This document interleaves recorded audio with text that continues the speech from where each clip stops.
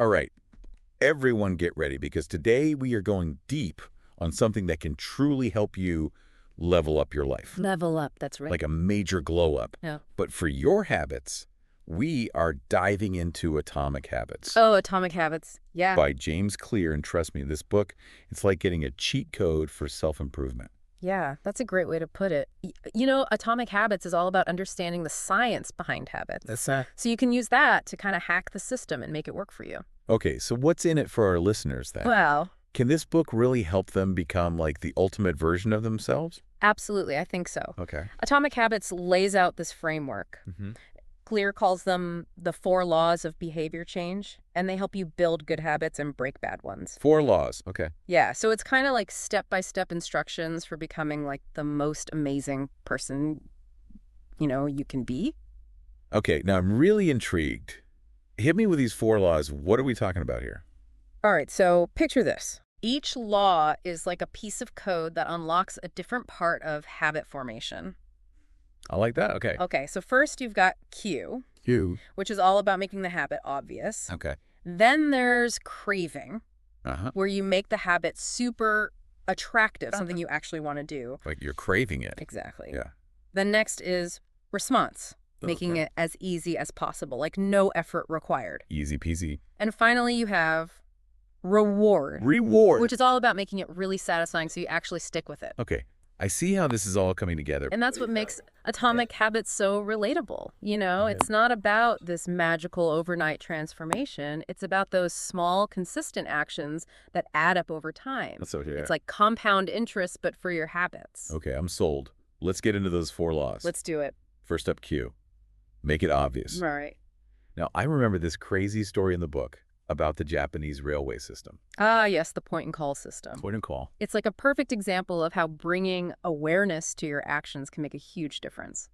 Can you refresh our listeners' memories on how this works? Yeah. I'm sure they're dying to know. In the Japanese railway system, which is known for its insane efficiency train, operators have to physically point at and call out What? every single signal and action they perform.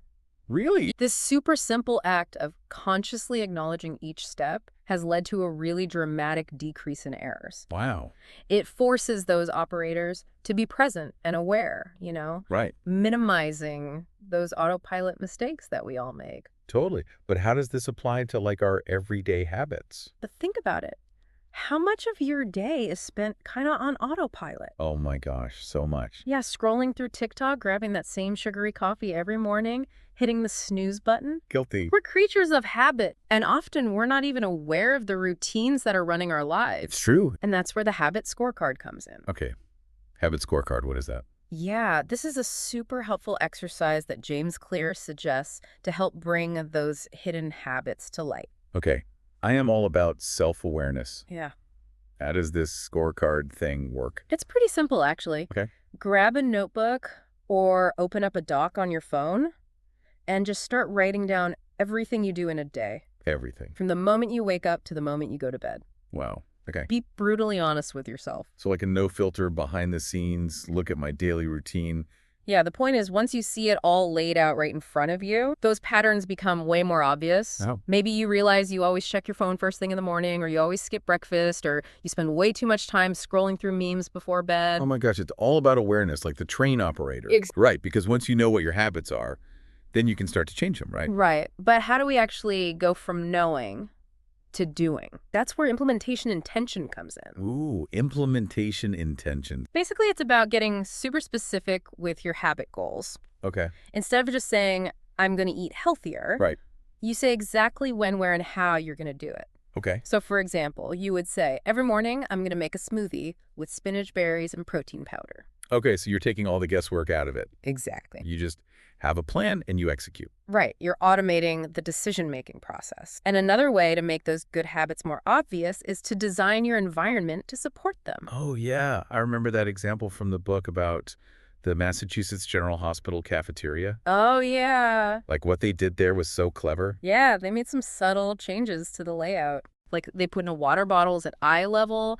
They made the salad bar super accessible and tucked the sugary drinks kind of out of sight. Oh. And guess what? People naturally gravitated toward the healthier options. It's like they tricked people into making good choices. Right. But in like a good way. It just highlights how powerful our environment can be in shaping our behavior. Total. If you want to read more, leave a book on your pillow. Oh, that's a good one. If you're trying to cut back on sugar, move the cookie jar to the back of the pantry. Out of sight, out of mind. Make those good habits the easiest, most obvious choice. So make it obvious. Got it. What's next? Let's talk about making it irresistible. Oh. Law number 2 is all about craving, make it attractive. Well, think about the things you're naturally drawn to, like that juicy burger or that addictive video game or that endless scroll through TikTok, Ugh. Why are these things so hard to resist? Because they're like designed to be, they hijack our brains and flood us with dopamine. But here's the thing. We can use that same dopamine system to our advantage. Okay. So instead of trying to fight our cravings, we can learn to make those good habits just as tempting. How do we make those good habits crave-worthy? Well, one strategy is to tap into social motivation. Social motivation. Okay. Think about it. We're wired to be influenced by the people around us. Oh my gosh, yes. It's like that whole if your friends jumped off a bridge thing, Exactly. but in a positive way. Right. We gravitate toward the norms of our tribe. Our tribe. So if you want to start working out regularly, find a friend who's already a gym rat. Okay. Or if you're trying to eat healthier, join a cooking class or connect with people who love making delicious, nutritious meals. Yeah. Surround yourself with people who are already living the life you want. Okay, so build a hype squad for your goals. No. Got it. Yeah. But what if finding a supportive crew isn't really an option? Are there other ways to make good habits more attractive? Absolutely. Remember the Polgar sisters. The Hungarian chess prodigies Yes. that dominated the chess world. Their dad was basically obsessed with chess and created an environment where it was the most attractive and rewarding thing in their life. Wow. They were playing constantly studying grandmaster games surrounded by chess books and tournaments. So it wasn't just natural talent. Right. It was this intentional environment that made chess like their obsession. Exactly. So think about how you can apply that to your own life. Want to become a morning person? Create a cozy morning routine that you actually look forward to. Okay. Trying to learn a new language, make it fun by watching movies or listening to music in that language. Okay, I like that. It's all about reframing those habits as something enjoyable and desirable, not just like another chore on your to-do list. I still struggle to get started, like the procrastination monster. Yeah. How do we conquer that beast? Well, that's where the make it easy principle really comes in handy. Make it easy. It's law number 3, and it's all about reducing friction. Okay. Like making those good habits so easy to do that you can't not do them. I like that. It's brilliant, really.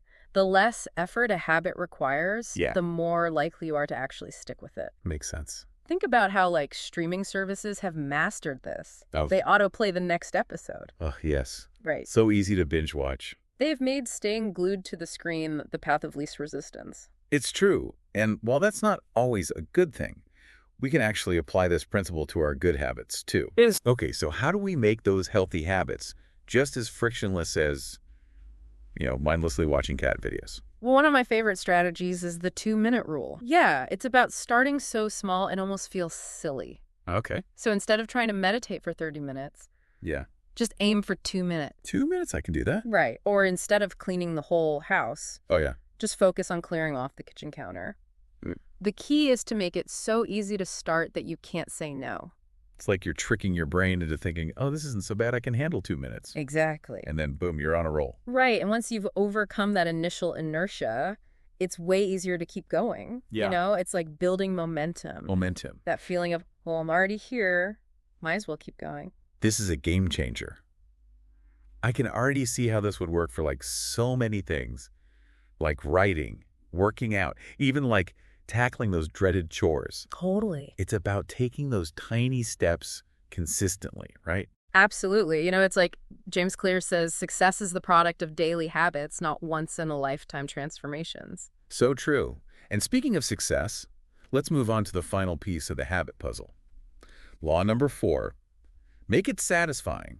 This is all about making those good habits feel so rewarding that you actually want to keep doing them. Right. Our brains are wired to seek pleasure and avoid pain. Totally. And while some habits have those instant gratification vibes, many of the good ones exercise healthy eating, saving money. Those benefits take time to show up. It's like that classic marshmallow test, Right, exactly. Delayed gratification is hard. It is, but the good news is Okay. we can actually hack our brain's reward system to make those good habits feel more satisfying in the moment. Okay, tell me everything. How do we make those healthy habits just as rewarding as, say, a giant slice of chocolate cake? Well, one super effective strategy is to use a habit tracker. Habit tracker. Okay. Whether it's an app, a spreadsheet, or even just a good old-fashioned notebook, tracking your progress can be incredibly motivating. I can see that.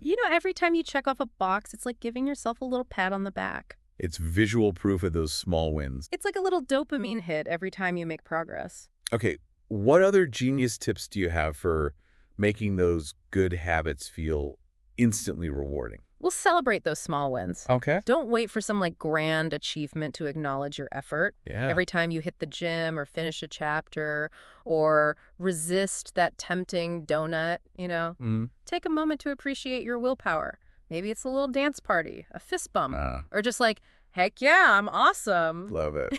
Just something to acknowledge that you're crushing it. So it's about amplifying those feel-good vibes. Exactly. And reinforcing that positive behavior. You got it. And another powerful strategy is to align your rewards with your desired identity. Desired identity. Think about the kind of person you want to become. Yeah. And choose rewards that support that vision. Okay, I'm intrigued. Give me an example. So if you're trying to become a more mindful person, maybe reward yourself with a calming meditation app. Right. Instead of that Netflix binge. Or if you're aiming for financial freedom, maybe put the money you would have spent on that impulse purchase into your savings account. Okay. It's still a reward, Yeah. but it's aligned with your long-term goals. So it's about making those rewards meaningful and aligned with your, ultimate vision for yourself. Exactly. And the more you practice this, the less you'll need those external rewards. Okay. Because the habit itself will become the reward. You'll start to crave that feeling of accomplishment, that sense of being in control of your life. My mind is officially blown. Atomic Habits is like a masterclass in self-improvement. It's not just about building better habits. It's about understanding the psychology behind why we do what we do. Right. It's about taking control of those automatic behaviors and designing a life that's aligned with your values and aspirations. Before we wrap up, do you have any final thought-provoking nuggets of wisdom for our listeners? Sure. Something to really make them think about their own habits. Absolutely. We've talked a lot about building good habits, but what about habits of avoidance? Habits of avoidance. These are the things that we do to avoid discomfort or fear or failure. Maybe you procrastinate on work tasks because you're scared of messing up. Oh, yeah. Or you avoid social situations because you're afraid of judgment. Wow. I never thought about it like that. Yeah. But it makes so much sense. Recognizing those avoidance patterns can be just as powerful as mastering those 4 laws. Okay. Once you can identify what you're avoiding, Yeah. you can start to address those underlying fears and insecurities. Okay. It's like leveling up your self-awareness game. This has been an incredible deep dive. I'm walking away feeling empowered to tackle my own habits and create lasting positive change. Atomic Habits is a must-read for anyone who wants to level up their life one tiny habit at a time. And remember, it's not about being perfect. It's about progress, consistency, and just showing up for yourself every single day. Couldn't have said it better myself. Thanks for joining us in this epic habit hacking adventure. Until next time, keep learning, keep growing, and keep diving deep.